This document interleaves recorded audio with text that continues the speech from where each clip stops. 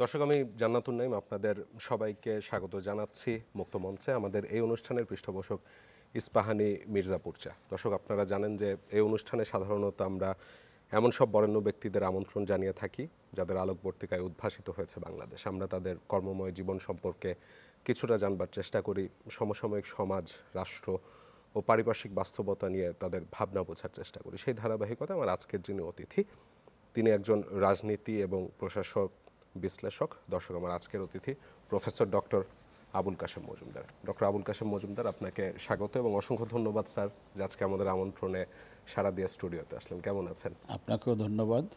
এবং সত্যিই আমার কাছে মনে হয় এই ধরনের একটা যে উদ্যোগ আপনি করলেন ও আপনাদের অনুষ্ঠানটার সম্পর্কে, এবং আমার কাছে মনে হয় এটা একটা অ্যাটলিস্ট একটা স্বীকৃতি যে সমাজে যারা বরেণ্য, আমি বরেণ্য কিনা যায় না, কিন্তু যারা আছেন আমাদের, তাদেরকে একটু জানানো, তাদের সম্পর্কে জানা এবং তাদের কাছ থেকে জেনে আমাদের পরবর্তী প্রজন্ম অনুপ্রাণিত হবে। এটা একটা মহৎ উদ্যোগ। এবং আমি সেই হিসেবে আমি বলবো যে সত্যি এমনি তো ভালোই আছি, এবং আপনাদের এই উদ্যোগের কারণে আজকের এই অনুষ্ঠানে এসে নিজেকে আরো অনুপ্রাণিত, উৎসাহিত মনে হচ্ছে। স্যার, ভালো এখন মানে ব্যক্তিগতভাবে আপনি আছেন, আমি আছি, তবে বাংলাদেশ কি অবস্থায় আছে সেটা নিয়ে আলোচনাটা আসলে শুরু করতে যাচ্ছিলাম। সম্প্রতি স্যার একজন সাবেক আইজিপির দুর্নীতি ইস্যুটা বেশ চাউর হয়ে গেল সারা দেশে। দুদক সে বিষয়ে অনুসন্ধান শুরু করলো এবং অনুসন্ধান শুরু করার পরে দুদক হাজিরা মানে তলব করলো। তলব করার পরে জানা গেল যে তিনি আসলে দেশেই নেই। ঠিক তেমনিভাবে আরেকজন সরকারি কর্মকর্তা, এনবিআরের একজন, তিনি বর্তমানেও আসলে কাজ করছেন, মতিউর সাহেব, তার সম্পর্কেও জানা গেল দুদক তার ব্যাপারে তদন্ত করলো। একজন সাবেক সেনাপ্রধানের ব্যাপারে অবশ্য দুদকে একজন আইনজীবী সেখানে জানিয়েছেন যেন তদন্ত করা হয়, তবে এখনও তার অগ্রগতি দেখিনি। যে ব্যাপারটি স্যার আসলে আপনার কাছে জানতে চাচ্ছিলাম যে বিষয়গুলি কি এমন যে ওয়ান ফাইন মর্নিং হঠাৎ করে জানাজানি হলো, নাকি আসলে বিষয়গুলো আসলে অনেকেই অনেক দিন ধরে জানতো, কেউ কথা বলেনি? এটা আমার মনে হয় আমি আপনার সাথে আপনার শেষ বক্তব্য যেটা, সেটার সাথে সহমত পোষণ করব। এই কারণেই, কারণ আসলে আমরা নিজেরাও কিন্তু একজন সমাজের একজন হিসাবে, রাজনীতি ও প্রশাসনের একজন অবজারভার হিসাবে, আমার 42 বছরের বিশ্ববিদ্যালয় শিক্ষকতার অভিজ্ঞতায় এবং লোক প্রশাসন এবং রাজনীতিতে যেটুকু আমার সামান্য নলেজ, তার ভিত্তিতে আমার কাছে মনে হয় যে এরকম এই ভদ্রলোক, বিশেষ করে পুলিশ প্রধান, ওনার ব্যাপারে, বা ইভেন কি সেনা প্রধান, বা ইভেন কি ডক্টর মতিউর, এরা কিন্তু তিনজনই পিএইচডি হোল্ডার। আলহামদুলিল্লাহ, তারা কিন্তু তিনজনই আল্লাহর রহমতে ডিগ্রিও করেছেন।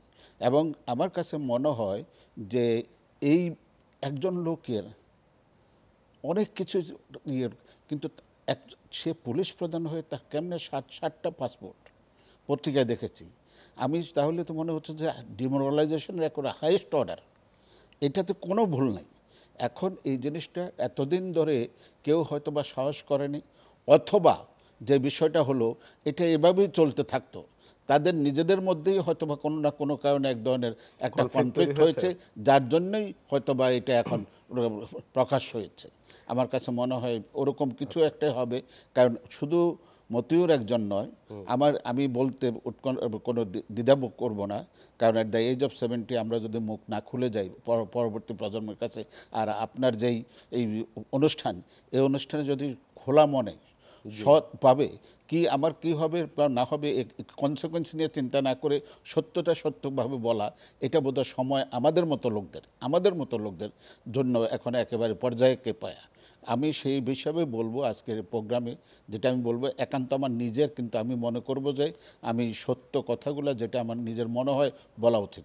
আমি একজন লোক হাইস্ট পুলিশ প্রশাসনের একেবারে ইয়েতে, তারপর শুধু তিনি র্যাবের ডিজি ছিলেন, ডিএমপি পুলিশ কমিশনার, শুদ্ধস্যার পুরস্কার পেয়েছেন, এবং কথাবার্তায় যেভাবে বলতেন আমার কাছে মনে হয়, আমি ওনাকে দুই একবার ওনার সাথে কথাবার্তা হয়েছে, দেখেছি, যে বেশ মনে হচ্ছে যে যেন he is more than smart, over smart ভদ্রলোক। কিন্তু এরা কিন্তু এভাবে সমাজের মধ্যে থেকে নিজেদের ক্ষমতাকে মিসইউজ করে, অ্যাবিউজ করে রাষ্ট্রের জন্য, আজকে আসলে আমি মনে করি যে সত্যিকার অর্থে পুলিশ প্রশাসনে এমন অনেক কর্মকর্তা আছেন এবং অনেক ক্যাডার, এমন এমন অনেক ডেডিকেটেড কমিটেড অফিসার আছেন যারা হয়তোবা আমি মনে করি যে আমার চাইতেও অনেক অনেস্ট, কিন্তু এদের জন্য এক ধরনের একটা ইয়েটা হলো ঠিক একইভাবে বাহিনীর জন্য এখন এখন মনে করেন আজকে আমরা যেটা মতিউর রহমান সাহেব সম্পর্কে শুনলাম, আরও শুনতেছি, প্রতিনিয়তই শুনতেছি এবং এগুলো তো মনে হয় ইনাদের কি মাতৃত্ববোধ, দেশপ্রেম সম্পর্কে কিছুই ছিল না? এরা কি মানুষ হিসাবে নিজেদেরকে যে আল্লাহ তাআলার সৃষ্টি হিসাবে, মানুষ হিসাবে, মানুষ মানে মানুষ, যার কিছু হুঁশ আছে, যার কিছু জ্ঞান আছে, যার কিছু বিবেকবোধ আছে, এরা কি এই চিন্তাটা কি তাদের মধ্যে কখনো আসেনি?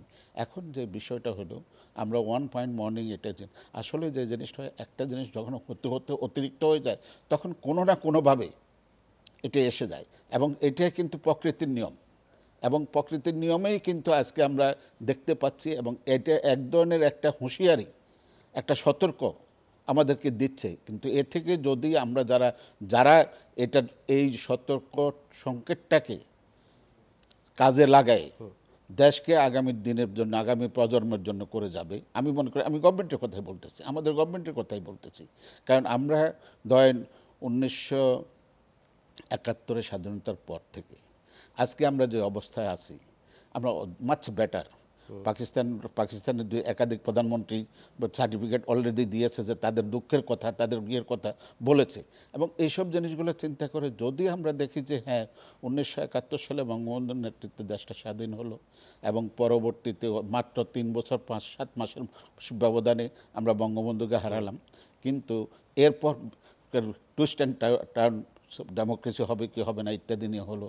91 পরে আমরা ডেমোক্রেসি পেলাম, কিন্তু এখানে এসেই প্রবলেমটা হলো যে আমরা ডেমোক্রেসি পেয়েছি 91 পর থেকে মধ্যখানে 2007-এর 11 জানুয়ারি থেকে 2008 এই 2 বছর, তারপর পুরো পিরিয়ডই কিন্তু ডেমোক্রেসি। এখন এখন এমন একটা অবস্থা হয়েছে যে ধরেন আমাদের গভর্নমেন্টের স্ট্যাবিলিটি আছে, মাননীয় প্রধানমন্ত্রী বঙ্গবন্ধু কন্যা তিনি জানেন না বাংলাদেশে এমন কোনো ঘটনা বোধহয় ওনার নজরে বাইরে নাই।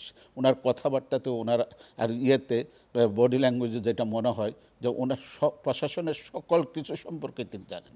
এখন আমার কাছে মনে হলো যে আমি মনে করি বঙ্গবন্ধু কন্যা কিন্তু এ ধরনের জিনিসগুলোতে যেটা তো হবে, আমি জানি না, আমার বিশ্বাস তিনি ডিটারমাইন্ড হয়ে এই সমস্ত বিষয়গুলোতে যেন নিরপেক্ষভাবে তদন্তের মাধ্যমে, এখন বেনজির সম্পর্কে আমরা যতটুকু পাচ্ছি, সম্পর্কে মতিউর রহমান সম্পর্কে যেটা জানতে পাচ্ছি, ইভেন সেনা প্রধান সম্পর্কে যেটা জানতে পাচ্ছি, এগুলো সম্পর্কে আমার মনে হয় যদি বস্তুনিষ্ঠ এবং নিরপেক্ষ তদন্ত হয় তাহলে অন্তত আমরা মনে করব যে না, কেউ ইন্টারভেন করেনি, তদন্ত তার নিজস্ব গতিতে চলেছে, বিচার তার নিজস্ব গতিতে চলেছে এবং দিনের শেষে বেনজির যদি শাস্তি পাওয়ার যোগ্য হয় যথাযথ শাস্তি দিবে কিভাবে, সব তো দেশের বাইরে। কিন্তু এখন দেশের বাইরে হলো অ্যাটলিস্ট আমার তো মনে হয় আমরা শাস্তি তো অনেককেই দিয়েছি, কিন্তু হয়তোবা মনে করেন আপনি যে জিনিসটা হলো যে বঙ্গবন্ধুর খুনিদেরকে আমরা শাস্তি দিয়েছি না, শাস্তি দেওয়ার পরে যারা, আমি তো মনে করি বঙ্গবন্ধুর খুনিরা যারা জীবিত আছে, শাস্তি পাওয়ার পরে যারা জীবিত আছে তারা মৃত্যুর চাইতে বেশি খারাপ অবস্থা আছে। একজন লোক মরে যাওয়া শেষ, কিন্তু সে প্রতিনিয়তই পলাতক অবস্থায়, তার প্রতিটি সেকেন্ড ইনসিকিউর, তার প্রতিটি সেকেন্ডে সে এক ধরনের একটা অস্থিরতার মধ্যে থাকতেছে, তাই না? তো আমি মনে করি যে বিচার হলো বেনজির যেখানেই থাকুক বা বেনজিরের মতো যারাই যেখানে থাকুক, বিচারটা হওয়া দরকার। তাকে এনে ল অফ দ্য ল্যান্ড, তাকে এনে শাস্তি দিতে পারবে কি দিতে পারবে না, কিন্তু জাজমেন্টটা তো হবে, জাজমেন্টটা তো হবে। এবং একদিন সে যখন এরকম একটা সিচুয়েশনে পড়বেন তিনি ডেফিনেটলি তার যে মনের দিক দিয়ে যে অনুশোচনা, শাস্তি, মানসিক যে অশান্তি, সেটাই তো কিন্তু তার শাস্তির চেয়ে অনেক বেশি হবে। এবং আলটিমেটলি দেখবেন, আমার বিশ্বাস যে জাস্টিস আছে এবং প্রকৃতির বিচার আছে, প্রকৃতির বিচার করবে। এই বেনজির সাহেবের কথাবার্তা তো মনে হতে, আপনি দেখেন উনি দুর্নীতির উপর যেসব সবকগুলো দিয়েছে, আমি সত্যিকার অর্থে আমি বিশ্ববিদ্যালয়ের শিক্ষক হিসেবে আমি ভাবতাম যে পুলিশের মধ্যে এরকম স্মার্ট লোক আছে এবং এরকমভাবে কথা বলতেছে, এত কনফিডেন্টলি কথা বলতেছে, কিন্তু এখন তো দেখলাম যে না, এরাই বোধহয় বড় গলায় কথা বলে, এরাই বোধহয় বড় গলায় কথা বলে। এবং আপনার মতিউর রহমান সাহেব তিনি চাকরিতে আছেন, তিনি সোনালী ব্যাংকের ডাইরেক্টর আছেন, তিনি আরো গভর্নমেন্টের অনেকগুলোতে আছেন। না, এখন আর নেই, হ্যাঁ, বাদ দিয়েছে আর কি। না, এগুলো কে দিয়েছে? ওনাদেরই বন্ধু বান্ধবরা দিয়েছে। এবং সব সময় দেখা যায় আমাদের মতো দেশগুলোতে আমরা দেখছি আর কি, অনেক সময় এত বেশি more Catholic than the pope. যখন নতুন সরকার গভর্নমেন্টে আসে তখন দেখা যায় যে পুরনো যে চিন্তা চেতনা থেকে তারা তার রাতারাতি নিজেদের চেহারা বদল করে এখন তো আমরা দেখতে পাচ্ছি মতিউর রহমান সাহেব শুধুমাত্র রাজাকারের সন্তান নয়, রাজাকারের মেয়ের জামাইও, তাই না?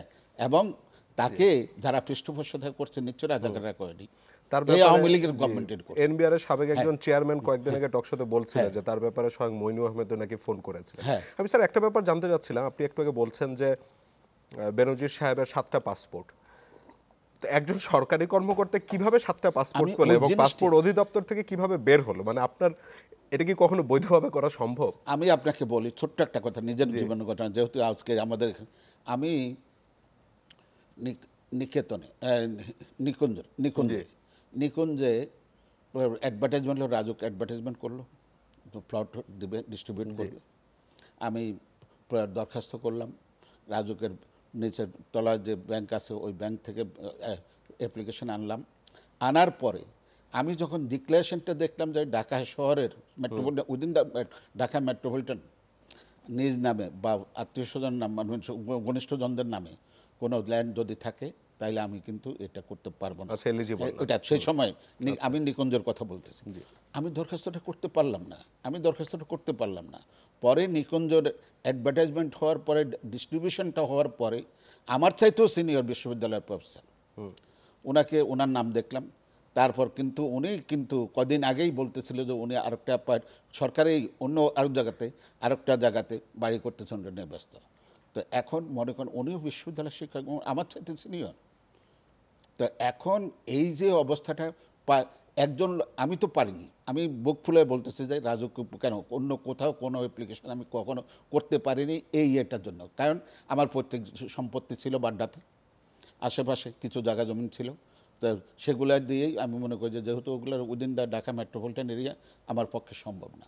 তো আমরা যদি এটা, এবং আমি তো মনে করি যে সত্যিকার অর্থে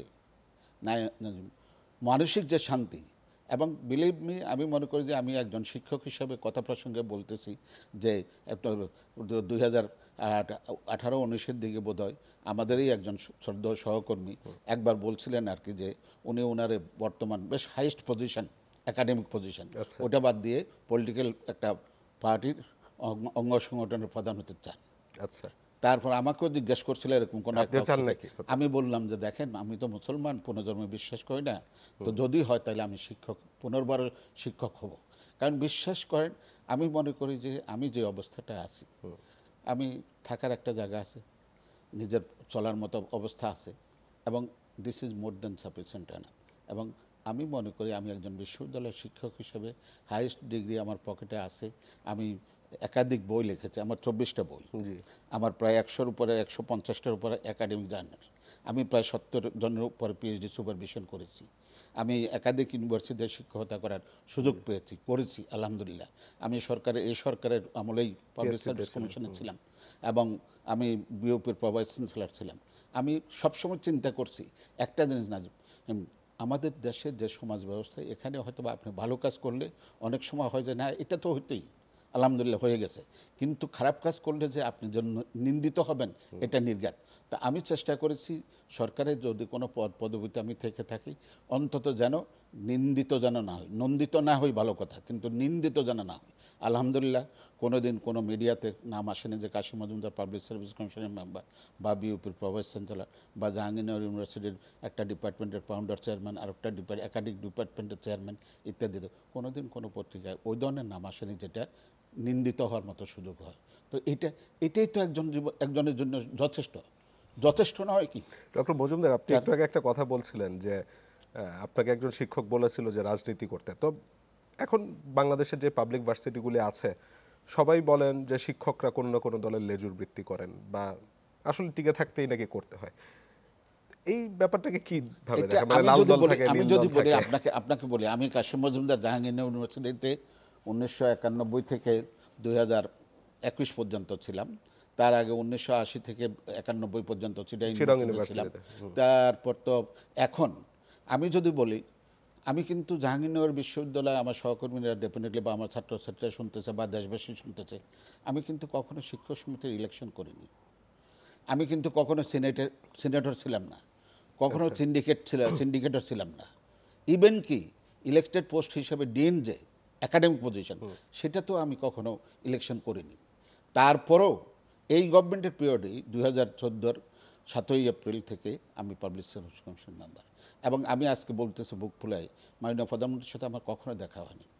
আমি কখনো কোনো মন্ত্রীর কাছে যাই বলিনি যে আমাকে একটা পদ দেন। কিন্তু আমি জানি না, আলহামদুলিল্লাহ আমাদের দেশে হয়, হয়তো বা এটা ব্যতিক্রম, তো লেজুর ভিত্তি করতে হবে তাই নয়। আমি কিন্তু শিক্ষক সমিতির আমি যখন পাবলিক সার্ভিস কমিশনের মেম্বার হই, তখন আমারই অত্যন্ত শ্রদ্ধা আমার জাহাঙ্গীরনগর বিশ্ববিদ্যালয়ের ভাইস চ্যান্সেলর ছিলেন, এবং অত্যন্ত নাম একাডেমিক্যালিও অত্যন্ত একাডেমিশিয়ান, নামি দামি একাডেমিশিয়ান প্রফেসর শরীফ এনামুল কবির, উনিও তখন পাবলিক সার্ভিস কমিশন মেম্বার। তো আমার এক সহকর্মীকে, সিনিয়র সহকর্মী, তিনি এখন একটা ইউনিভার্সিটি ভাইস চ্যান্সেলর, সেই সময় জাহাঙ্গীরনগরের ভাইস চ্যান্সেলর ছিলেন। ওনাকে হয়তো বা জিজ্ঞাসা করছিল আমাদের জুনিয়র কলেজ, কাশেম মজুমদার স্যারকে তো কখনোই ওইভাবে পলিটিক্স করতে দেখে টেকিনি, তো উনি কীভাবে পিএসসির মেম্বার হয়? কারণ শরীফ ভাই আমার বন্ধু, আমরা ব্যাচমেট, সেও তো ওখানে। তো কাশেম মজুমদার আর শরীফ এনামুল কবির একই জায়গাতে গেল, কিন্তু কাশেম মজুমদার পলিটিক্স করেনি। তো এখানে কি দাঁড়ালো যে হ্যাঁ, সব সময় যে আপনি রাজনীতি করলে, লেজুর ভিত্তি করলে যে করবেন তা নয়। হ্যাঁ, এরকমটা হয়। আমার সম্পর্কে আমি যতটুকু জানি, আমার সম্পর্কে হয়তো বা সরকারের যে তথাকথিত এজেন্টগুলো আছে, কারণ এখানেও আমার একটা প্রশ্ন আছে, আসলে যদি এই এজেন্টগুলা সরকারের যেসব গোয়েন্দা সংস্থাগুলো যদি সত্যিকার অর্থে কাজ করে, তাহলে বেনজিরের কেমনে পুলিশ প্রধান হয়? তাই না? আমার মনে হয় ডেফিনেটলি আজকে এটা শুধুমাত্র বেনজিরের একা নয়, যারা সংশ্লিষ্টতা আছে তাদের অনেকেরই। কারণ সত্যি তথ্যটা যদি সরকারকে না দেওয়া হয়, আমি যতটুকু জানি আমার সম্পর্কে বলা হয়েছে, হ্যাঁ, বাঙালি জাতীয়বাদ মুক্তিযুদ্ধের চেতনা আমি বিশ্বাস করি নাকি, এবং বঙ্গবন্ধুর উপর আমার অগাধ বিশ্বাস, কিন্তু আমি আওয়ামী লীগের নয়। আমি হয়তো বা গভর্নমেন্ট যদি আমাকে চায় যে ইচ্ছা মতো যেটা বলবে সেটা নয়, সেজন্য হয়তো বা আমি শুনেছি যে এমনটা মন্তব্য আসছে যে ঠিক আছে, পাবলিক সার্ভিস কমিশন 14-15 জন মেম্বার, একজন সরকারের কথাও একেবারেই ডিটো ইয়েস করে করতে হবে তা তো নয়, ওখানে তো আরও লোক আছে। তো ওরকম তো ঠিক একইভাবে যখন বিউপির প্রভাইস চ্যান্সেলর হয়েছি, ওখানে তো আর্মির ইউনিভার্সিটি, একেবারে কমপ্লিট ডিসিপ্লিন। আমাকে অনেক সময় আমার আর্মির সহকর্মীরা, বিউপিতে আমার সহকর্মীরা, তারা জিজ্ঞেস করতো, স্যার জাহাঙ্গীরনগর আপনি বিওপিতে এই কাজগুলো করতে পারতেছেন, জাহাঙ্গীরনগরে তো আপনি অত্যন্ত সিনিয়র শিক্ষক ছিলেন, কেন করতে পারতেছেন না? আপনার কথাটার উত্তর দিচ্ছি। তখন আমি বললাম যে দেখেন, পাবলিক ইউনিভার্সিটিগুলো এমন একটা অবস্থা হয়েছে যে তরিকা, যাতে আমি কাশেম মজুমদার হয়তো বা বলতেছি সূর্য পূর্ব দিকে উঠছে একাডেমিক কাউন্সিলে, আমার এই জুনিয়র কলেজ হয়তো আমারই ছাত্র ছিল, কিন্তু হয়তো বা অন্য চিন্তা চেতনার, সে বলবো যে হ্যাঁ, কাশেম স্যার তো আমাদের সিনিয়র শিক্ষক, অত্যন্ত মেধাবী, অত্যন্ত বয়স্ক লোক, অভিজ্ঞ লোক, স্যার তো বয়স হয়েছে, হয়তো বা স্যার ভালো করে দেখেনি, সূর্য পূর্ব দিকে উঠছে, একটু উত্তর দিকে এলান দিয়ে, এই একটু কথাটা যোগ করবে। তো এটা হলো আমাদের পাবলিক ইউনিভার্সিটিতে, কারণ বিশেষ করে আমাদের যে ইউনিভার্সিটিগুলোতে, ওখানে প্রতিটি পদে আমরা রাজনীতির উপর নির্ভরশীল, নির্বাচনের উপর নির্ভরশীল। তো আমি যার জন্য এখানে করতে পারিনি, কিন্তু আপনাদের এখানে হ্যাঁ, গণতন্ত্র আছে কি না যায় না, কিন্তু যে সিনিয়র যেটা বলতেছে সেটাই যুব সত্য। অতএব আমি ভাইস চ্যান্সেলর, পরবর্তী লোক ভাইস চ্যান্সেলর, ভাইস চ্যান্সেলর এবং ভাইস চ্যান্সেলর, আমি যা বলতেছি আপনারা তা করে ফেলতেছেন, এবং সেটা অটোমেটিক্যালি হয়ে যাচ্ছে। তো এখন ওই যে সেই একটা কথা আছে ইংরেজিতে, I to die you to live, which is better only God knows. এখন আমাদের মতো প্রেক্ষাপটে গণতন্ত্রকে আপনি কতটুকু কার্যকর করবেন বা গণতন্ত্র কতটুকু পর্যন্ত দিবেন? বঙ্গবন্ধু 1973 সালে অধ্যাদেশ করে বিশ্ববিদ্যালয়ের শিক্ষকদেরকে, এখানে কারা, এখানে বিশ্ববিদ্যালয়ের সেরা ছাত্র সেরারা আসতেছে এখানে, অতএব এদেরকে আবার কি ইয়েটা করব? তো তাদেরকে এক চট্ট স্বাধীনতা দিলেন। কিন্তু আল্লাহর হুকুম এমন হলো, বঙ্গবন্ধু জীবদ্দশায় তিনিও টের পাচ্ছিলেন যে আসলেই হয়তোবা 73 অধ্যাদেশ অতটুকু স্বাধীনতা ওনার বাঙালিরা, ওনার বাংলাদেশিরা, ওনার যাদের জন্য উনি আজীবন রাজনীতি করছেন, আমরা হয়তোবা অতটুকু ছিলাম না।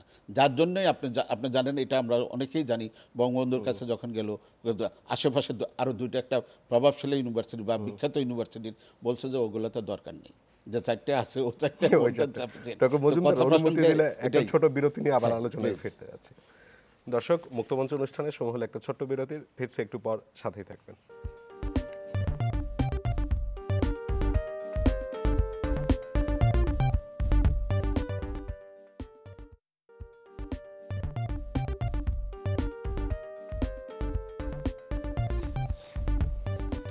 দর্শক, বিরতির পর আবারও স্বাগত। আপনারা দেখছেন মুক্তমঞ্চ এবং আমাদের এই অনুষ্ঠানের পৃষ্ঠপোষক ইস্পাহানী মির্জাপুর চা। আজকে আমার সাথে অতিথি হিসেবে রয়েছেন প্রফেসর ডক্টর আবুল কাশেম মজুমদার।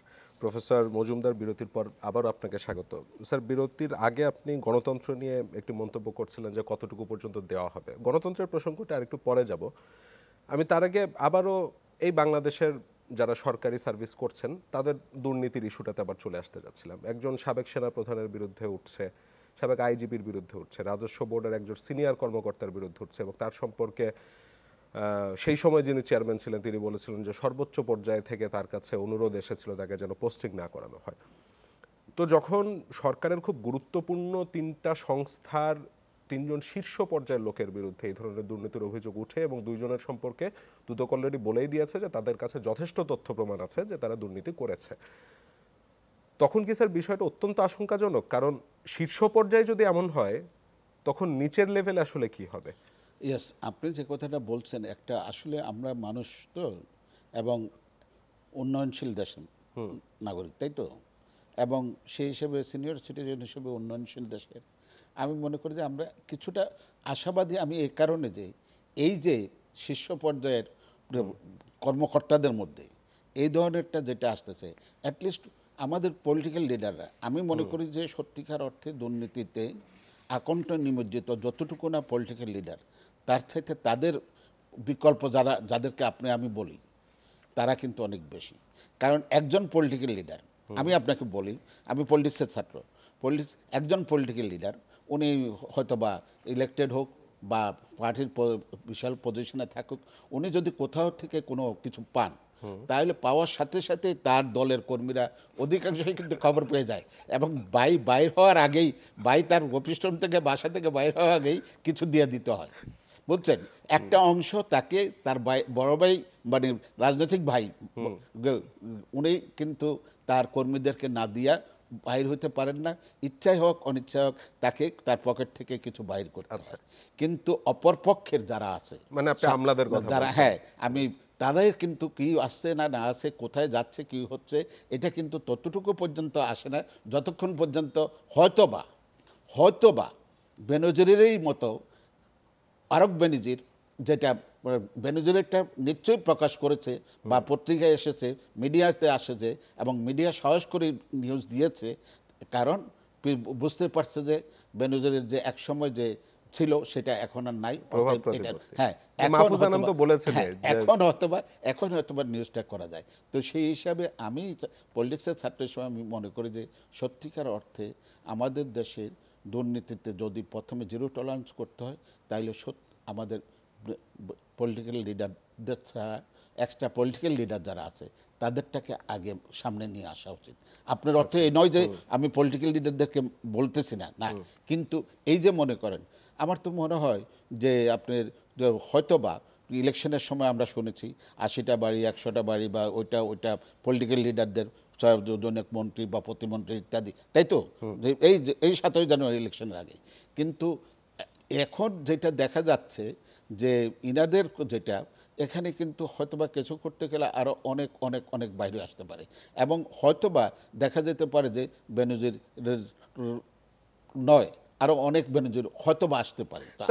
বেনজির সাহেবের যখন এই বিষয়গুলো আসছিল এবং আরেকজন সাবেক ডিএমপি কমিশনার আসাদুজ্জামান মিয়ার ব্যাপারে এই ধরনের অভিযোগ আসছিল, তখন পুলিশ সার্ভিস অ্যাসোসিয়েশন থেকে একটা বিবৃতি দেওয়া হয়েছে। আপনি তো আমি বিবৃতিটা দেখেছি। আমার মনে হয় পরবর্তীতে সেই বিবৃতিটাকেই আমি এই ভদ্রলোককে যথেষ্ট রেসপেক্ট করি, নামটা আর বললাম না, কিন্তু ভদ্রলোক উনি by virtue of his position তিনি কিন্তু মিডলম্যান হিসেবে কাজ করে পুলিশ সার্ভিস অ্যাসোসিয়েশনের নেতারা কেউ আসেনি, পুলিশ কর্মকর্তাদের বেশ কয়েকজন ছিলেন এবং আপনাদের মিডিয়ারদের কয়েকজনের সাথে একটা মিটিং করে মিডলম্যান হিসেবে উনি একটা ইয়েটা করেছেন, নেগোসিয়েশনটা করেছেন এবং ওই নেগোসিয়েশনটার দরকার ছিল এবং সেখানে বোধহয় যেটা এসেছে যে সত্যনিষ্ঠ খবর হলে পুলিশ অ্যাসোসিয়েশন বা পুলিশরাও হয়তো বা সেটা নিয়ে মাথা ঘামে না, কিন্তু আগে শিওর হতে হবে এরকম কিছু। তো এখন শুনেন, এখন যে জিনিসটা হলো যে পুলিশ অ্যাসোসিয়েশন বা অ্যাডমিনিস্ট্রেটিভ সার্ভিস অ্যাসোসিয়েশন এনারা তো বলবেই, কারণ দে আর দ্য ইন্টারেস্ট বডি, তাই তো? এখন আপনার ঠিক একইভাবে আমাদের মনে করেন শিক্ষক সমিতি বলবেই শিক্ষকদের কিন্তু কেউ যদি corrupted হয়, তার দায়িত্ব নিশ্চয়ই বাহিনী নেবে না। এখন ওনারা তো ওখানে বলেছে যে হয়তোবা সেটা হয়তোবা আমার মনে হয় আরেকটু যদি ওনাদের বক্তব্যটা যদি আরেকটু ডিপ্লোম্যাটিক হতো তাহলে হয়তোবা এই কথাগুলো আসতো না। এখন ওনারা হয়তোবা যেভাবেই হোক পরবর্তীতে এটা কিন্তু আপনাদের মিডিয়া থেকে শুরু করে বেশ কয়েকদিন ডিসকাশন হয়েছে। আমার মনে হয় পুলিশ সার্ভিস অ্যাসোসিয়েশন, আমি ওনাদের পক্ষ বলছি না, বিপক্ষ বলছি না, আমি একজন, ওই যে প্রথমেই বললাম যে আমি যা বলবো একেবারে ক্লিয়ারলি, আমার কাছে মনে হয় যে ওনারা হয়তো বা রিয়েলাইজ করতে পারছেন যে হয়তো বা ওনারা ওভার রিয়াক্ট করছিলেন। এই কারণেই এখন কিন্তু সেটা আর নাই। এখন তো এরপরেও আমার মনে হয় আরও কিছু আসছে বোধহয়, আরেকজন বোধহয় ডিআইজি বা পুলিশের আরেকজনের সম্পর্কেও কিছু তথ্যপত্র আসছিল আপনার মনে হয়। আসাদুজ্জামান মিয়া ছাড়া ডিআইজি পর্যায়ের একজনের সম্পর্ক আমরা মিডিয়াতে বা অনলাইনে দেখেছি। তো তখন কিন্তু এরকমটা, এখন আর ওরকমটা হয়নি। তো আপনার এটা হলো যে আমি হয়তোবা পুলিশ সার্ভিসের বা ক্ষেত্রে বা ইয়েতে ভাগ্য ভালো এনবিআর বা কাস্টমস অ্যাসোসিয়েশন থেকে বা ইনকাম ট্যাক্স অ্যাসোসিয়েশন থেকে কোনো রকমের কোনো স্টেটমেন্ট মতিউর সাহেবের জন্য আসেনি। তো সেনাবাহিনী থেকে কোনো কিছু সেনাবাহিনী থেকে আসেনি, কিন্তু সেনাবাহিনীতে ওটা ক্লিয়ারলি তাদের বলা আছে যে তারা তাদের নিজস্ব প্রক্রিয়াতে সেটা দেখতেছেন বা সেটা তারা যাচাই বাছাই করবেন ওটা ইয়েতে। এবং দুদকও প্রথম দিকে কিন্তু ওই কথাটাই বলেছিল, পরবর্তীতে দুদক যখন এটা পেয়েছে। তো আমি এই জিনিসটাতে দুদকও মতিউর সাহেবকে 4 বার দায় মুক্তি দিয়েছে। এখন মানে দুদকের ইন্টেন্ট আপনার কাছে কি মনে হয়? এখন শুনেন, আমি এটুকু বলবো যে দুদকে তো যে দায়িত্ব তার ছিল সেরকমটা যদি হতো, সত্যিকার অর্থে ওনারা যদি সিরিয়াস হতেন এবং তারা যদি আসলেই তাদের অর্পিত দায়িত্ব যথাযথভাবে পালন করতেন, তাহলে কিন্তু আরও অনেক আগেই দুর্নীতি আমাদের দেশ থেকে বা আমাদের মতো উন্নয়নশীল দেশ থেকে নয় বা উন্নত দেশ থেকে দুর্নীতি একেবারে উঠাই ফেলতে পারতে পারলে খুবই ভালো, কিন্তু তা নয়। কিন্তু কমতো, আপনার দুর্নীতিটাকে জিরো লেভেল টলারেন্সে নিতে গেলে হয়তো বা আপনি জিরো লেভেলে না পেলেও কমাতে পারতেন। কিন্তু আসলে যে জিনিসটা হচ্ছে যে আমাদের দুদক বা অন্য যারা এর সাপোর্টে আছে তারা কিন্তু ওইভাবে তো করতেছে না। আমি তো একটা জিনিস আপনাকে ক্লিয়ারলি বললাম যে আমাদের ইন্টেলিজেন্স এজেন্সি কতগুলো আছে মনে করেন, কিন্তু সেখানে আমাদের সোকস অফিসাররা আছেন, তাই তো, প্রত্যেকটাই। কিন্তু আমরা তো দেখতে পাচ্ছি যে ওনাদের কারণ আমার মনে হয় না এই ধরনের পদবি যারা আছে বা আমি যে পদেও ছিলাম পাবলিক সার্ভিস কমিশন মেম্বার, এগুলোর জন্য ক্লিয়ারেন্স ছাড়া, ইন্টেলিজেন্স ক্লিয়ারেন্স ছাড়া মাননীয় প্রধানমন্ত্রী সুপারিশ করেছে এবং মহামান্য রাষ্ট্রপতি অ্যাপয়েন্টমেন্ট দিয়ে দিচ্ছে তা নয়, ক্লিয়ারেন্স ছিল। এখন ক্লিয়ারেন্সের করতে যাইয়েই আমরা যদি যথার্থভাবে তদন্তটা না হয়, ইন্সপেকশনটা না হয়, যথার্থ তথ্যটা যদি রাজনীতিবিদদের সাথে পলিসি মেকারদের সামনে আমাদের ওখানেও বোধহয় কিছুটা ঘাটতি আছে। এবং সেখানে আমি শুধু এটুকু বলবো আর কি যে ব্যাপারটা কি স্যার এমন হতে পারে যে তারা খুঁজেই পায়নি কিছু, নাকি এমন হতে পারে যে খুঁজে পেয়েছে কিন্তু গোপন রেখেছে? খুঁজেই পায়নি এক নম্বর হতে পারে, অথবা খুঁজে পেলেও মনে করছে যে না এ তো আমাদেরই লোক সেরকম বা ইয়েতে। তো এখন ওই বিষয়টা নিয়ে আপনার যতটুকু না আপনি যেটা বলেছেন যে হয়তোবা দেখবেন যে একটা এই যে একেবারে উপর লেভেলে এরকম আসলো, এবং এটা তো নিঃসন্দেহে আমার মনে হয় ক্ষমতাসীন দলের মধ্যেও এটা নিয়ে কথাবার্তা হচ্ছে, যদিও ওনারা প্রকাশ্যে কোনো কিছু তারা বলছেন যে তারা বিব্রত নন বিষয়টা নিয়ে। এবং এইটাই কিন্তু ডেফিনেটলি একটা রিপারকেশন তো হবে, স্যার কয়েকদিন আগে স্বরাষ্ট্রমন্ত্রীর একটি মন্তব্য পাচ্ছিলাম, তিনি বলছিলেন যে যেহেতু এখনো পর্যন্ত তাদের বিরুদ্ধে সাক্ষ্য প্রমাণ সাপেক্ষে তারা দোষী সাব্যস্ত হননি, সুতরাং তাদেরকে দোষী বলা যাবেন না। এবং বেনজির সাহেব সম্পর্কে স্বরাষ্ট্রমন্ত্রী একটি মন্তব্য করেছিলেন যে তিনি অনেকদিন মিশন করেছেন, তখনকার লাখ টাকা এখন কোটি টাকা হয়েছে, সবকিছু বের হলে তারপরে বোঝা যাবে কি হয়। তার এই মন্তব্যকে স্যার কিভাবে দেখেন? আমি শুনেন, আমার কাছে মনে হয় আসলে এখন যদি সর্বশেষ যে ইয়েটা আমি গতকালকেই বোধহয় 7টা পাসপোর্টের খবরটা দেখলাম। এর আগে বোধহয় আসছিল কিনা, এর আগে না, এর আগে 7টা পাসপোর্ট, এটা এর জানা আগে যায়। ওনার সিভিলিয়ান পাসপোর্ট ছিল, লাল লাল পাসপোর্ট পাসপোর্ট ছাড়া তিনি civilian নেননি। passport ছিল। লাল পাসপোর্ট, আমি লাল পাসপোর্ট নিব না, আই এম এন্টাইটেল, আমাকে গভর্নমেন্ট দিয়েছে, বিশ্বাস করেন পাবলিক সার্ভিস কমিশনের মেম্বার হওয়ার পরের দিনই লাল পাসপোর্টের জন্য দরখাস্ত করছি। আমার একটা লাল পাসপোর্ট থাকবে, ডিপ্লোম্যাটিক পাসপোর্ট থাকবে, I M a human being, তাই তো? তো সেই হিসাবে উনি লাল পাসপোর্টের মায়া করেননি, কিন্তু সিভিলিয়ান আমজনতা সাধারণ পাসপোর্ট, সেটা তো আমার ইয়েতে। কিন্তু ওই যে মাননীয় স্বরাষ্ট্রমন্ত্রী যে কথা বলছেন, লাখ টাকা কোটি টাকা হতে পারে, কিন্তু এটা তো হলো যে 7টা পাসপোর্ট থাকা, এটা তো কোনো পর্যায়ে, এটা তো হলো যে মানে একজন লোকের রুচিবোধ এরকম টাকা ব্যবহার। আমি হয়তো বা টাকার জন্য টাকা কামাই করতেছি, এটা করতেছি, সেটা করতেছি, ঠিক আছে, ব্যবসা করতেছি, বাণিজ্য করতেছি। আমাদের মতুর রহমান সাহেবের কথাও যদি বলেন, উনি অনেক রকমের বিওটিও কি আছে আপনাদের শেয়ার মার্কেটের ইত্যাদি করে টোরে ওইখানেও উনি যেসব তথ্য দিয়েছে সেগুলো ইনসাইডার ইনফরমেশন আসলে। হ্যাঁ, তো সেগুলো দিয়ে কিন্তু একজন লোকের 7টা পাসপোর্ট থাকবে, এটা তো একেবারে ডিমোরালাইজেশন হাইস্ট লেভেলে, একেবারে এক্সট্রিম পর্যায়ে। তো সেই হিসাবে আমার মনে হয় আর কি যে এগুলা ডেফিনেটলি মাননীয় স্বরাষ্ট্রমন্ত্রী বলেন বা মাননীয় পররাষ্ট্রমন্ত্রী বলেন, অর্থমন্ত্রী বলেন বা দুদকের কর্তৃপক্ষ বলেন বা ইভেন খোদ আমাদের মাননীয় প্রধানমন্ত্রী বলেন, তাদের মধ্যে নিশ্চয়ই এগুলো নিয়ে আলাপ আলোচনা হচ্ছে। কারণ বিহাইন্ড দ্য সিন তো আমরা তো আর সব কিছু জানি না, আর সব কিছু তো ওনাদের আসে না। আর এটা যে গভর্নমেন্টের ভাবমূর্তি, গভর্নমেন্ট যতই বলুক না কেন, রাজনীতিবিদরা যতই বলুক না কেন, এটা তো আমার কাছে, আমি তো মনে করেন যে যদি বলি ওইভাবে যদি বলি, আমি পাবলিক সার্ভিস কমিশন মেম্বার ছিলাম, আমি বিউপির ভাইস চ্যান্সেলর ছিলাম, আমার চেহারা দেখে হয়নি। নিশ্চয়ই গভর্নমেন্টের প্রতি হয়তো বা গভর্নমেন্টের সাপোর্ট বা আমার এক ধরনের একটা সাপোর্ট গভর্নমেন্টের প্রতি ছিল, তারা তথ্য উপাত্য পেয়ে বা সে বলে দিয়েছে, নাহলে আমার চাইতেও যোগ্য লোক যে এদেশে নাই তা নয়, অস্বীকার করার জন্য। তো আমি কিন্তু সে কথাই বলি, কিন্তু আমি তো মনে করি যে আমার নিজের কাছেই তো মনে হচ্ছে যে সত্যিকার অর্থে আমি যদি আওয়ামী লীগের সমর্থক হই, আমি যদি আওয়ামী লীগের অয়েল উইশার হই, আমি যদি বঙ্গবন্ধুর প্রতি আমার যদি রেসপেক্ট থাকে, এবং আমি মনে করি যে বিশ্বাস করেন আমি যেখানে যে যখনই যাই বঙ্গবন্ধুর কাছে শুধু আমার রেসপেক্টটা এই কারণেই জানাই, আমি কাশেম মজুমদার পিএসসির মেম্বার হতে পারতাম না যদি বঙ্গবন্ধু দেশটা স্বাধীন না করতেন।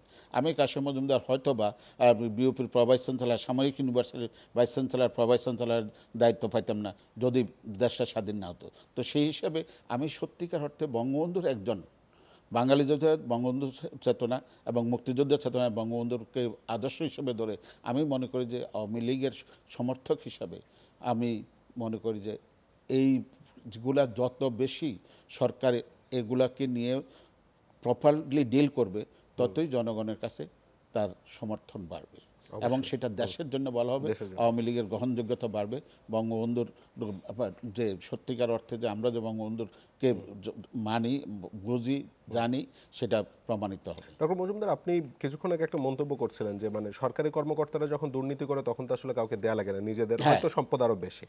আপনার কি কখনো মনে হয়েছে যে গেল এক দশকে রাজনীতিবিদদের চেয়েও কিছু কিছু সরকারি কর্মকর্তার ক্ষমতা আসলে অনেক বেশি হয়ে গিয়েছে? মানে এটা নিয়ে তো সংসদে ইনফ্যাক্ট সিনিয়র পলিটিশিয়ানরা আক্ষেপ আমি আমি তো এটা তো সুস্পষ্টভাবে দেখতে পাচ্ছি, আমি নিজেই বলি, আজকে বলতে কোনো অসুবিধা নেই, আপনার গত দুই একটা ইলেকশনের কথা কেন হলো আমি বলি, এটা এই যে আপনাকে বলতেছি কেন হলো। গত দুই একটা ইলেকশন, জাতীয় ইনক্লুডিং জাতীয় ইলেকশন 2018 বলেন, 2018টার কথা যদি আপনি নিয়ে আসেন, আমার মনে হয় উপজেলা আওয়ামী লীগ নেতা যতটুকু কনসার্ন ছিল না, with due respect quote and quote, আমার মনে হয় ল এনফোর্সিং এজেন্সিদের চাইতে বেশি কনসার্ন ছিল ইলেকশনটা নিয়ে। এবং সেটার কারণেই এখন এই যে মনে করছে যে আমরাই গভর্নমেন্ট তৈরি করতেছি, আমি তাহলে বলি এখন যা হবে, তো আমি 2019-এর অক্টোবরের শেষ থেকে বোধহয় 2023, 2024-এর বোধহয় মার্চ এপ্রিল পর্যন্ত একেবারেই কোনো দিন টকশোতে আসিনি। আমাকে 2019-এর শেষ দিকে একবার আমার শরীর, আমারই বন্ধু আমারে বললো যে স্যার আপনি যেভাবে বলেন আমরা বিব্রত হই। তাই আমি বললাম যে আমরা তো বলছিলাম এমন কি হতো ইলেকশন যদি পেয়ার হতো তাহলে কতটা সিট পেত। কারণ আমি এই দেশের একজন নাগরিক হিসেবে আজকে মুক্তকণ্ঠে বলতেছি, 2014 যখন 5 জানুয়ারি ইলেকশন হয় তখন আমি প্রতিনিয়ত চিন্তা করতেছিলাম যে আল্লাহ, আমি বলতেছি যেন বিএনপি যেন ইলেকশনে না আসে। কারণ লেট প্রফেসর আলাউদ্দিন আর আওয়ামী লীগের মাননীয় প্রধানমন্ত্রীর রাজনৈতিক উপদেষ্টা, উনি আর আমি একই ইউনিভার্সিটি চাকরি করছি, ওনার সাথে আমার কিছুটা হলেও পরিচয় ছিল। সেই হিসাবে আমাকে ছোট্ট হলেও একটা অ্যাসাইনমেন্ট দিয়েছিল একটু সার্ভে করার জন্য। ওই সার্ভেতে আমি মনে করছি যে অবস্থাটা সেখানে যদি 2014 5ই জানুয়ারি ইলেকশনে সকল রাজনৈতিক দল including the biggest opposition party that time তারা যদি আসতো, তাহলে কিন্তু আজকে বাংলাদেশের রাজনৈতিক ইতিহাস অন্যরকম হতে পারত। তো আমরা ওটা মিস করেছি। এরপর যেটা হলো আসেন 2018-তে আমি তো বললাম আমি পলিটিক্সের ছাত্র। আমার নোয়াখালী সেনবাগ এলাকাতে ইলেকশন হলে ইলেকশনের সময় আমি ইনভলভ হই, প্রত্যক্ষভাবে না পরোক্ষভাবে। আমি যাই 29 বোধহয় 2018 বোধহয় 30শে ডিসেম্বর বা 29শে ডিসেম্বর ইলেকশন হবে। আমি 24শে ডিসেম্বর গিয়েছি। আমি প্রকাশ্যেই বলতেছি আমার এলাকার এমপি তার ডেজিগনেটেড মানে কন্টেস্ট্যান্ট এমপি আওয়ামী লীগের, ওনার সাথে কথাই ছিল যে 24 তারিখে যাব, দেখবো এলাকাতে 29 ডিসেম্বর পর্যন্ত ইলেকশন করবো। 24 ডিসেম্বর বিকালের দিকে যেই আমি বুঝতে পারছি যে কারোর কোনো আগ্রহ নাই ইলেকশনের প্রতি, including the candidate of the ruling party. পরে আর একটু আগে তো বললাম more Catholic than the pope, আমার উপজেলা আওয়ামী লীগের নেতার চাইতে আমার দেখি যে ল এনফোর্সিং এজেন্সিস বা আদার দ্যান অন্যরা বেশি অ্যাক্টিভ। তো এইটাই আমাদেরকে একটা পর্যায়ে নিয়ে গেল, যেটা থেকে আজকে আমি মনে করি যে আমাদের আসলেই ডেমোক্রেটিক যে এক্সারসাইজের কথা বলতেছেন, আজকে ইলেকশনে আমরা কেন লোক পাচ্ছি না, ভোটাররা আসতেছে না কেন? আপনাকে আজকে কথার প্রসঙ্গে বলি, যেহেতু বললেন যে নিজস্ব অ্যাচিভমেন্টের কথা বলতে পারবে।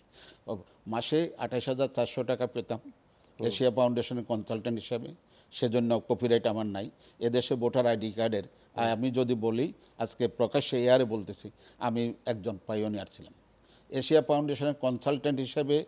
বা তৎকালীন chief election commissioner Abdur Rouf সাহেবের এলাকায় ময়মনসিংহের দাপুনিয়াতে ভোটারদেরকে ভোটারদেরকে আইডি কার্ড দিয়ে এবং সকল ক্যান্ডিডেটদেরকে ইউনিয়ন কাউন্সিলের সকল ক্যান্ডিডেটকে একই প্ল্যাটফর্মে রেখে আমরা এই কাজটা করি।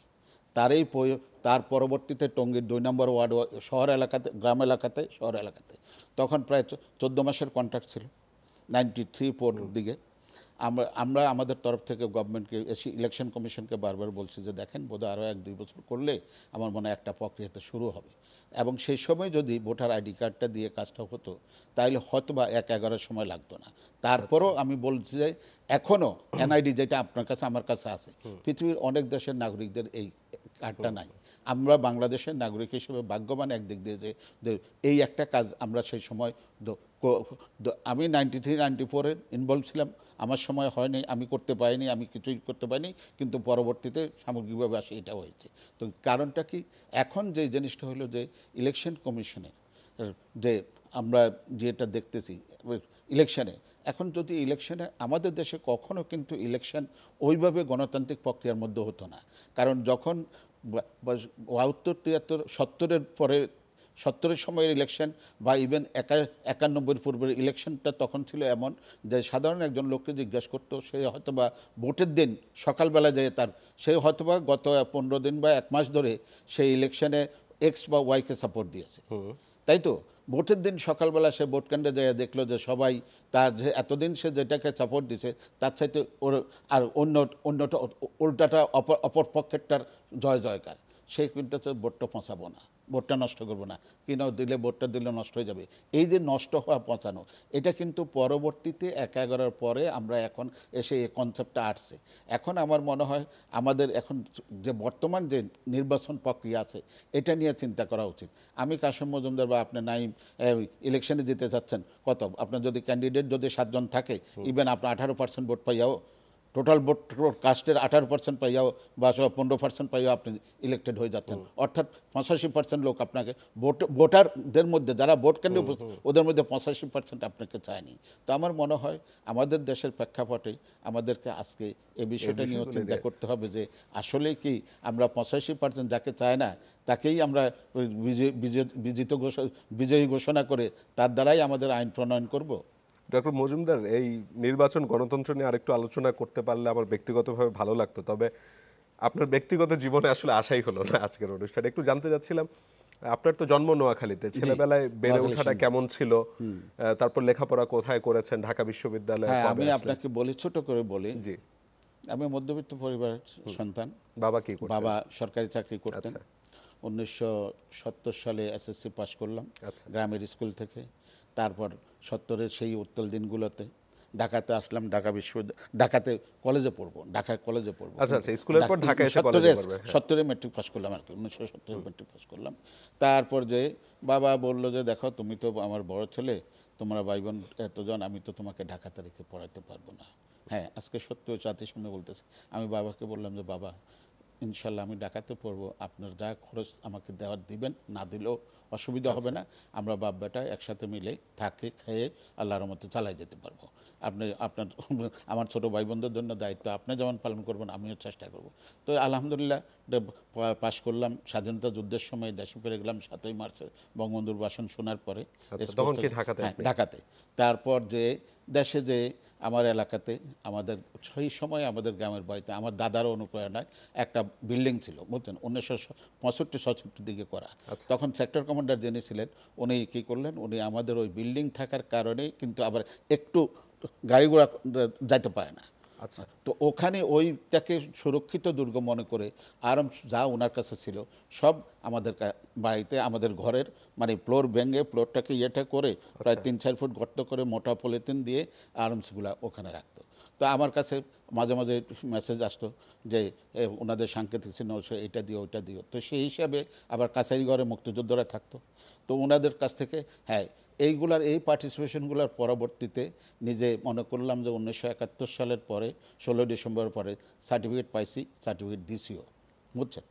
পরবর্তীতে যখন 1982-তে আমি চট্টগ্রাম বিশ্ববিদ্যালয়ের শিক্ষক হিসেবে কানাডাতে যাই, যাওয়ার পূর্ব মুহূর্তে আমার এসএসসি সার্টিফিকেট, একাডেমিক সার্টিফিকেট নিলাম। মুক্তিযোদ্ধার সার্টিফিকেটটা আমার সামনে থাকার পরে আমি ছিঁড়ে ফেললাম যে আমি তো আসলে তো ওইভাবে বললে তো আমি তো 16তম বাহিনী 16 ডিভিশন, হাসাহাসি করতো না লোকজন।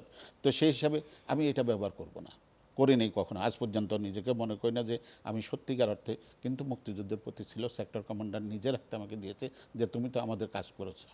তো এগুলার পরবর্তীতে আমি কখনো নিজেকে দাবি করি না, কিন্তু একটাই অনুপ্রেরণা ছিল যে দেশটা স্বাধীন হওয়ার কারণেই আজকে আমরা অবস্থাতে গেছি। প্রথম যে কথাটা বলছি, গতকালকে কোনো একটা পত্রিকাতে দেখছিলাম কোনো একটা ডিসকাশনে আবার এশিয়া ফাউন্ডেশন বা ওয়ার্ল্ড ব্যাংক বা IMF বলতেছে যে 7%-এর দিকে আমরা যেতে পারছি, হয়তো বা আমাদের ফোরকাস্ট যেটা আছে।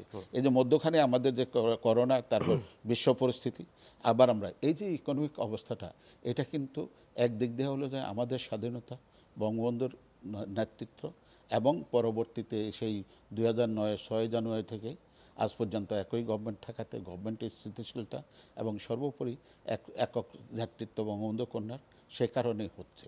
পাশাপাশি এখন যে জিনিসটা আছে যে যদি এগুলাকে সত্যিকার অর্থে লিডারশিপের মাঝে মাঝে যদি কিছুটা পরিবর্তন হয় তাহলে হয়। একটা যে জিনিসটা হলো যে আমাদের দুর্ভাগ্য, সামাহাও যে কোনো কারণে আমরা দেখি না জবাবদিহিতা কি কমে গেছে? আমি আপনাকে বলি, জবাবদিহিতার আগে যেটাগুলো গণতান্ত্রিক প্রক্রিয়াতে আপনি দেখবেন অধিকাংশ ক্ষেত্রেই গভর্নমেন্টের মধ্যবিত্ত পিরিয়ডে একটা ইয়েটা হয়, রিসাফল হয়, ক্যাবিনেট রিসাফল হয়, তাই না?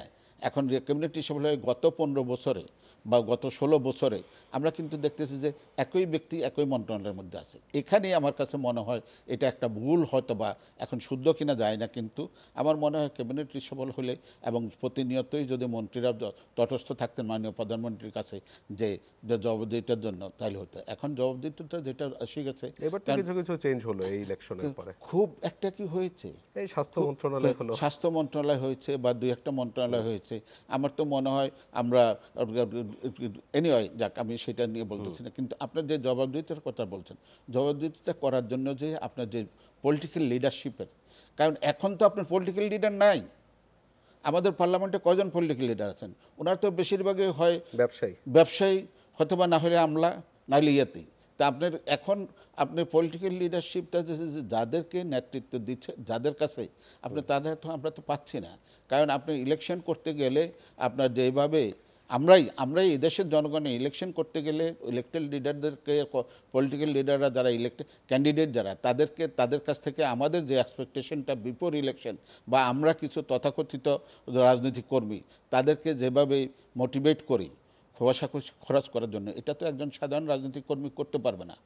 এখন যার জন্য শিল্পপতিরা, ব্যাংকাররা, তারাই হয়তো বা ইলেকশনে আসতেছে, তো তাদের জবাবদিহিতা কতটুকু থাকবে? তিনি তো এই যে মনে করেন এইবার যে জবাবদিহিতাতে যেখানে বলা হলো, মাননীয় প্রধানমন্ত্রী নিজে ঘোষণা করলেন যে উপজেলা চেয়ারম্যানের মন্ত্রী এমপিদের আত্মীয় স্বজন কেউ ক্লোজ অংশ আত্মীয় নিতে স্বজন পারবে না। থাকবে না।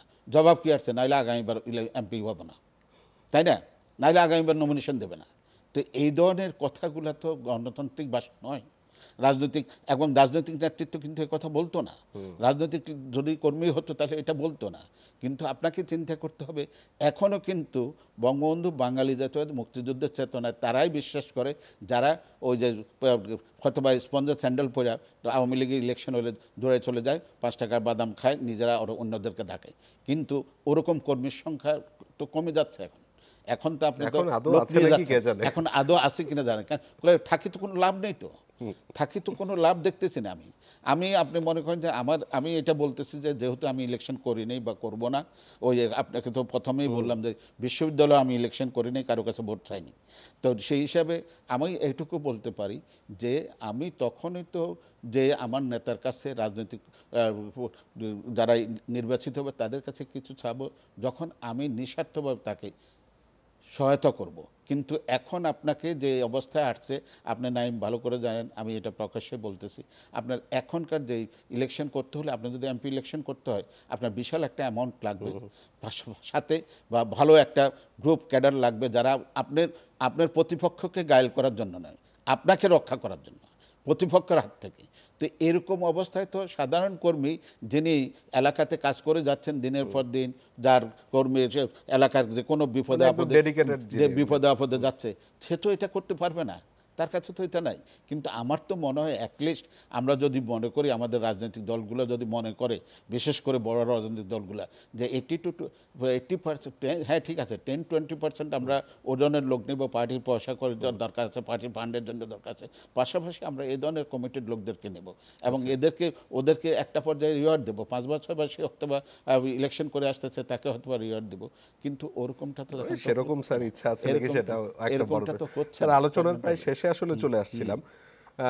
একটা ব্যাপার জানার আগ্রহ ছিল, আপনি বলছিলেন যে 4 দশকের বেশি সময় শিক্ষকতা করেছেন, তো অভিজ্ঞতাটা স্যার কেমন ছিল, আর শিক্ষকতা পেশা হিসেবে কেন বেছে নিয়েছিলেন? হ্যাঁ, শিক্ষকতার পেশা বেছে নিয়েছিলাম এই কারণে, যখন আমি দেখলাম যে ঢাকা বিশ্ববিদ্যালয়ে ভর্তি হওয়ার পরে, জি। হ্যাঁ ঢাকা বিশ্ববিদ্যালয়ে ভর্তি হয়েছি, তারপর পাবলিক এডে স্যার কেন পড়লেন? পাবলিক অ্যাডে পড়লাম এই কারণে, তখন আসলে আমরা বললাম তো গ্রাম থেকে উঠে আসছি, স্বাধীনতা যুদ্ধর জন্য কলেজে বেশি দিন পড়তে পাইনি। 70-এর পরে 71-এ তো আমাদের মহান মুক্তিযুদ্ধ, তারপর যে 72-এর মাঝামাঝি সময়ে ইন্টারমিডিয়েট ফাইনাল পরীক্ষা, তো কলেজে খুব একটা যে বেশি সময় কাটাইছে তা নয়। কিন্তু তখন মনে হয়েছিল যে সদ্য স্বাধীন দেশ, পাবলিক অ্যাডমিশন বাংলাদেশেই ঢাকা বিশ্ববিদ্যালয়ে প্রথম নতুন ডিপার্টমেন্ট অনার্স খুললেও সেকেন্ড বেস, আমরা আচ্ছা, আচ্ছা। অনার্সে আমরা সেকেন্ড বেস। তখন হয়তো মনে হয়েছিল যে ভর্তি হওয়ার পরে হয়তো বিশেষ তা দিয়েই আমি ডিসি এডিসি অনেক কিছু হয়ে যাব, আচ্ছা। ওরকম একটা ধরনের এটা ছিল। কিন্তু যখন এটা হলো, আমার ভর্তিটা হলো একটু ওয়েটিং লিস্টে ছিল, তো বেশ কয়েকবারই চেয়ারম্যানের সাথে দেখা সাক্ষাৎ করতে হয়েছে। তৎকালীন চেয়ারম্যান আমাদের নূর মোহাম্মদ মিয়া, আল্লাহ ওনার ব্যস্ত, আমার শ্রদ্ধা শিক্ষক, উনি বললেন যে পড়ালেখা ভর্তি তোমার আসবে, সিরিয়াল আসবে, কিন্তু তোমাকে ডিটারমেন্ট হইতে হবে যে তুমি পড়ালেখা করবা। তোমার বাড়ি নোয়াখালী, তখন কিন্তু জাসদ শুরু হয়েছে। স্যার কিন্তু আওয়ামী লীগেরই ছিলেন আর কি। উনি আমাকে বলতেছিলেন যে ভর্তি হওয়ার পরেই তো সমাজতন্ত্র করবো, বৈজ্ঞানিক সমাজতন্ত্র করবো। মানে যেহেতু আসম আব্দুর রব থেকে শুরু করে সিরাজ আলম খান থেকে শুরু করে ওনারা সবাই নোয়াখালীর ওই, আমি বললাম যে স্যার আমার কাছে মধ্যবিত্ত পরিবারে পলিটিক্সেই একটা নয়, আমি এতে হ্যাঁ, আমি সূর্যসেন হলে ছিলাম, 248 নম্বর রুমে ছিলাম, অনেক বিখ্যাত নেতা ইনক্লুডিং আমার রুমমেটও একজন পরবর্তীতে যুবলীগের সেক্রেটারি জেনারেল হয়েছিলেন, আমি কিছুদিন ওনার সাথেও ছিলাম, কাজী ইকবাল। তো এই কিন্তু আমাকে পলিটিক্স ওইভাবে টানতে পারেনি, কারণ আমার হয়েছিল যে দেশ স্বাধীন হয়েছে, আমাকে আমার ভাই বোনদের মধ্যে বড়, যেহেতু স্যার মিডল ক্লাস ফ্যামিলি থেকে মিডল এসেছেন, ক্লাস ফ্যামিলি থেকে আসছি, পড়ালেখা করছি, কিন্তু সমর্থন তাদের প্রতি বরাবরই ছিল। এবং এই সমর্থনটাকে যতটুকু আমি আজকে মুক্তকণ্ঠে স্বীকার করি, মুক্তমঞ্চে, স্যার। হ্যাঁ, মুক্ত মঞ্চে মুক্ত কণ্ঠে স্বীকার করতে হবে। আচ্ছা। ৭৫-এর 15ই আগস্টে যে ক্ষতিটা আমাদের হয়েছে, সেটা তখন ছাত্র হিসেবে, ঢাকা বিশ্ববিদ্যালয়ের ছাত্র হিসেবে আমি যতটুকু বুঝেছি, তার চাইতে যখন আমি উচ্চশিক্ষার্থে বিদেশে গেলাম, কানাডাতে পড়ালেখা করতে গেলাম, আমার সৌরভেজার সাথে আমার দেশ সম্পর্কে আলোচনা করলাম, সেই আমাকে মুখ বলে যে তোমাদের দেশের সবচেয়ে বিশাল ক্ষতি হয়েছে, তোমরা বঙ্গবন্ধুর মতো লোককে মেরে ফেলেছো। তো সেখান থেকে আমার কাছে মনে হচ্ছে যে হ্যাঁ, আর কিছু হোক আর না হোক, আমি বঙ্গবন্ধু, বাঙালি জাতীয়তাবাদ, মুক্তিযুদ্ধের চেতনায় বিশ্বাস করব, নিজেকে তুলব। কথার প্রসঙ্গে বলি, আমার 24টা বইয়ের মধ্যে 4টা বই বঙ্গবন্ধুর উপরে, 4টা বই বঙ্গবন্ধুর উপরে। এবং মনে হয় আমার আরেকটা বই কাজ করেছি বাংলাদেশ পুলিশের ল এনফোর্সমেন্টের উপরে, বঙ্গবন্ধু ডিভিশনের ল এনফোর্সিং এজেন্সিস। এটা প্রায় 500 পেজের উপরে একটা ম্যানাস্ক্রিপ্ট, এটা রেডি করতেছি, আমি করব, কিন্তু হয়তোবা পারবো কিনা যায় না। স্যার, আলোচনার প্রায় শেষে চলে আসছে, হ্যাঁ, মানে তো খুব এরকম- সংক্ষেপে ওই শিক্ষকতাটাই। এখন শিক্ষকতাতে শোনেন, আমি কিন্তু ঢাকা চিটাগাং ইউনিভার্সিটিতে অ্যাডক অ্যাপয়েন্টেড টিচার। সেই সবে 1980 সালের প্রফেসর করিম বা চিটাগাং ইউনিভার্সিটির ভাইস চ্যান্সেলর, ওনার কাছ থেকে অ্যাডক অ্যাপয়েন্টমেন্ট পাওয়া, ওনারা মনে করছে যে ঢাকা ইউনিভার্সিটি ফার্স্ট ক্লাস পাওয়া ছেলে, তাকে হয়তো বা পরবর্তীতে ঢাকা ইউনিভার্সিটি নিয়ে নেবে। তখন আমাকে করলো যে তুমি 3 বছর আমাদেরকে সার্ভিস দিবে, তারপর তুমি যেখানে যাও, আর যদি তুমি বাইরে স্কলারশিপ পাও সেটা আলাদা কথা। আমি আর এখন অ্যাডক অ্যাপয়েন্টমেন্ট মানেই তো পত্রিকা মিডিয়াতে আসছে যে হ্যাঁ হ্যাঁ হ্যাঁ, তাই তো। তো পারসেপশনটা, তখনকার পারসেপশনটা আর এখনকার পারসেপশনটা, এখন কিন্তু শিক্ষক হিসেবে আমরা অ্যাপয়েন্টমেন্ট দিচ্ছি, অনেক ক্ষেত্রে আমি নিজেই অনেক সিলেকশন কমিটিতে ছিলাম, অনেক ক্ষেত্রে আমি দেখতেছি যে আমাদের ভাইস চ্যান্সেলর সাহেবরা খোঁজ খবর নিচ্ছেন যে ওর জেনেটিক খোঁজ খবর। এগুলা তো নয়, এগুলা তো উচিত নয়। আমরা তো একজন শিক্ষক, সে 65 বছর শিক্ষকতা বয়স পর্যন্ত শিক্ষকতা করবে পাবলিক ইউনিভার্সিটিতে হলে, তার কাছ থেকে তার ছাত্রছাত্রী, এবং একজন, এটা শিক্ষকতা এমন একটা পেশা, মনে করেন এই হয়তোবা সেকেন্ড ইয়ারে বা থার্ড ইয়ারে বা ফোর্থ ইয়ারে আমার যদি 6টা বা 7টা কোর্স থাকে, একজন কোর্স টিচারের জন্য বাকি 5জন কোর্স টিচার কোর্স কমপ্লিট করলো, ওই একটা কোর্স কমপ্লিট না হলে তো আপনি পরীক্ষা নিতে পারতেছেন না, রেজাল্ট দিতে পারতেছেন না। তো এরকম জিনিসগুলো, তো এখন এই দায়বোধগুলা কিন্তু যতই একদিন যাচ্ছে, আমার মনে হয় আমরাই, এটা আমাদের ব্যর্থতা, আমরা যারা সিনিয়র ছিলাম তারা হয়তোবা আমাদের ছাত্রদেরকে, পরবর্তীতে আমাদের জুনিয়র কলিগদেরকে, তাদেরকে ইনস্টিল করতে পারেনি যে না, তোমার দায়বদ্ধ হলো, হ্যাঁ প্রথমে তুমি একজন এদেশের নাগরিক, তারপর তুমি হয়তোবা কোন রাজনৈতিক দলকে সমর্থন পরের করবে না পরিচয় করবে, শিক্ষকদের সেটা ক্ষেত্রে তো পরবর্তীতে। তার আরো এই অনেক জিনিসটা, ঊর্ধ্বে হ্যাঁ, থাকতে এটাই। স্যার, অনুমতি দিলে আজকে অনুষ্ঠানটা এখানে শেষ ওকে, করতে থ্যাংক ইউ যাচ্ছিলাম। Very much. আমি ওয়ান্স অ্যাগেন আপনাদের মাধ্যমে আপনার টেলিভিশনকে, আপনার স্পন্সরদেরকে কৃতজ্ঞতা জানাচ্ছি, এবং আমার দর্শকরা যারা আমার বক্তব্য শুনেছেন, আমার যে ক্যান্ডিড অ্যাডমিশন দর্শকদের সামনে করতে পারছি, কারণ এটা আমি মনে করি যে একটা বিশাল একটা ইয়েতে, এটা হয়তোবা অন্যদের কাছে কী হবে, আমার পরবর্তী প্রজন্ম বুঝতে পারবে যে হ্যাঁ, তাদের। স্যার, আপনাকেও অসংখ্য ধন্যবাদ আমাদেরকে এতক্ষণ সময় দেওয়ার জন্য। দর্শক, এরই সাথে শেষ করছে আজকের মুক্তমঞ্চ অনুষ্ঠানটি। যারা এতক্ষণ আমাদের সাথে ছিলেন তাদের সবাইকেও অসংখ্য ধন্যবাদ এবং শুভরাত্রি।